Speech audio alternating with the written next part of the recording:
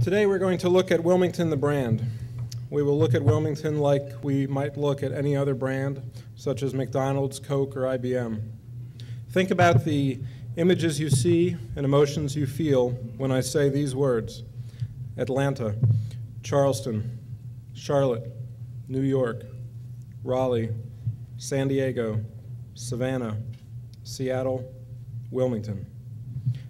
Today, our 5 panelists will serve as our marketing consultants, each coming from a different sector of our business community.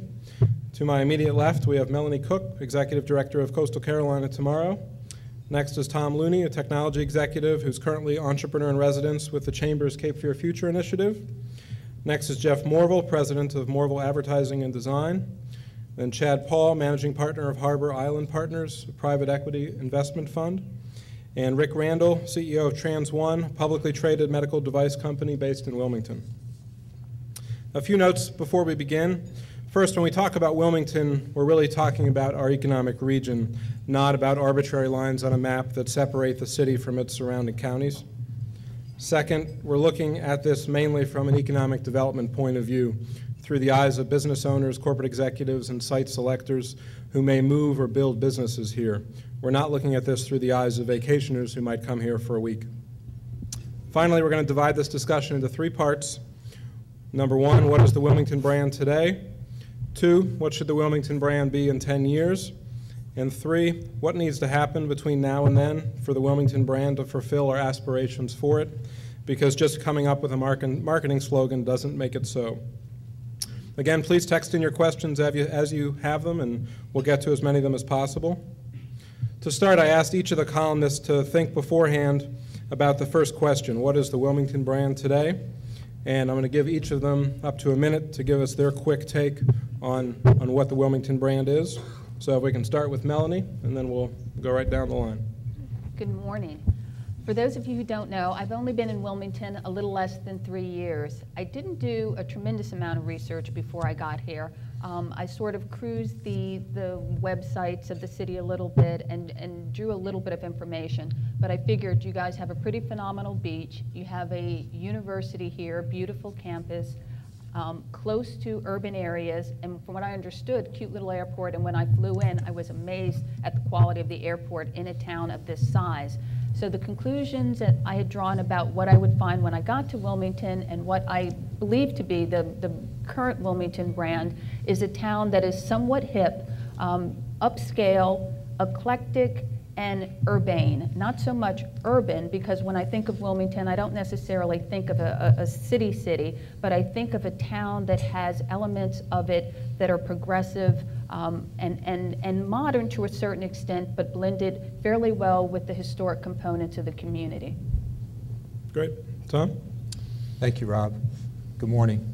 When I think of the word brand, I think of identity, and it's certainly a business issue, but it's also the factor that really drove many of us to choose to either stay here if you're from here or move here if you were originally from somewhere else.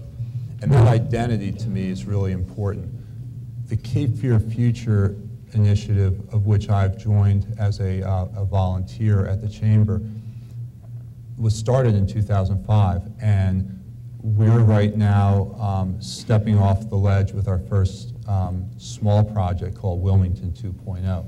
And I suspect that even if you haven't read the 1 or 2 articles that have so far appeared in the journal, that when I say Wilmington 2.0, it conjures up an image that you may all think about and probably could tell the story from there.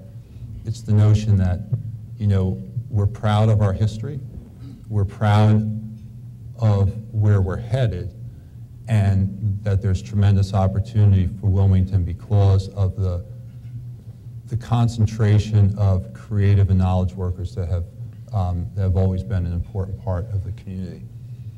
I think about entrepreneurship, and I think about technology, and I think about the factors that must retain and continue to interest others to come here, whether it's with a business of 200 people or with their family, because the fellow's running his own business out of his house but earning $500,000 a year and would be a considerable contributor to our property tax and income tax base here in the city. And I do believe thousands of people moved here, fulfilling this brand of Wilmington that I call Wilmington 2.0. Yeah. Jeff? Good morning. When I think of how Wilmington is a brand today, I really think back at all the things that I've heard people say over the last 22 years that I've been here, and it's really a place that about dreams, about people wanting to open up a business, and I hear it constantly. I want to move to the coast and open a business like yours, and that's a very emotional comment that I hear, and I think that I could probably sum it up with Wilmington offers the good life, and I think that that's what I think the perception of Wilmington is, the brand today. Thanks. Good. Chad? I think that it really depends on who you ask.